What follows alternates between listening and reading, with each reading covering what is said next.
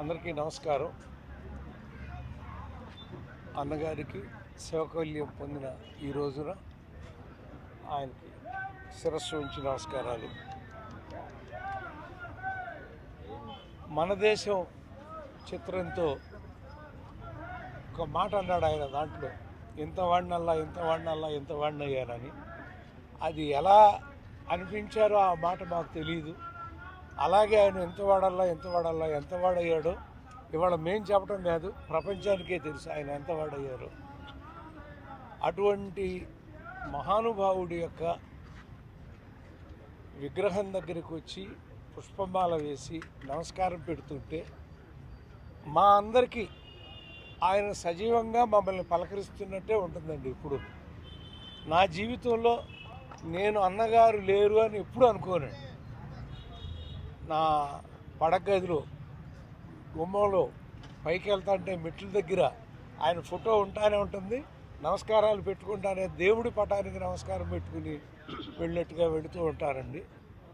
ఈ రోజున పరుచూరి బ్రదర్స్ అనేవాళ్ళు 400 సినిమాలు రాసి ఇంత పేరు ప్రపంచానికి తెలిసేలా జరగటానికి కారణం అన్నగారేనండి. ఆయన చండశాసనుడు అనే సినిమా, ఆ సినిమా మొట్టమొదట నన్ను పిలిపించి ఆ కథ విన్నారు ఆయన. ఆ కథ వినటమే కాదండి, క్లైమాక్స్ బాగోలేదు అని నా కొన్న టికెట్ని క్యాన్సిల్ చేసి రేపు వెళుతురు కానీ మీరు ఈ క్లైమాక్స్ రాసి వెళ్ళండి అని. ఆ జీవితంలో నేను మర్చిపోలేని సంఘటన అండి. అక్కడ వారు పక్కన సీట్ పక్కన ఒక చిన్న ఇలా ఉండేది, ఒక దివాణంలాగా. మీకు పడుకుని రాయటం అలవాటు అంటే కదా, రావు గోపాలరావు గారు చెప్పారు, మేము బయట కూర్చుంటాం, మీరు దీని మీద పడుకుని రాయండి అని.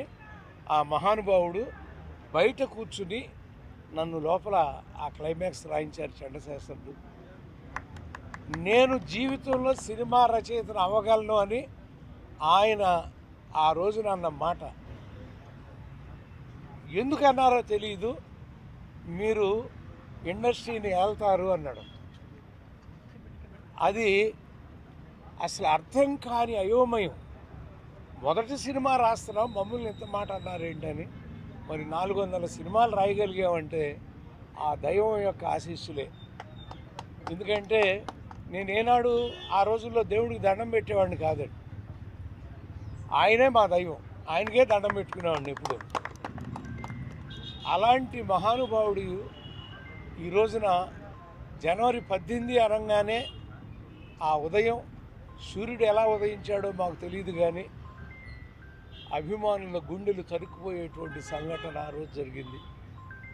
మరి అయినా సజీవంగా ఆ మహానుభావుడు మా అందరి మధ్య ఉన్నాడు, ఉంటారు.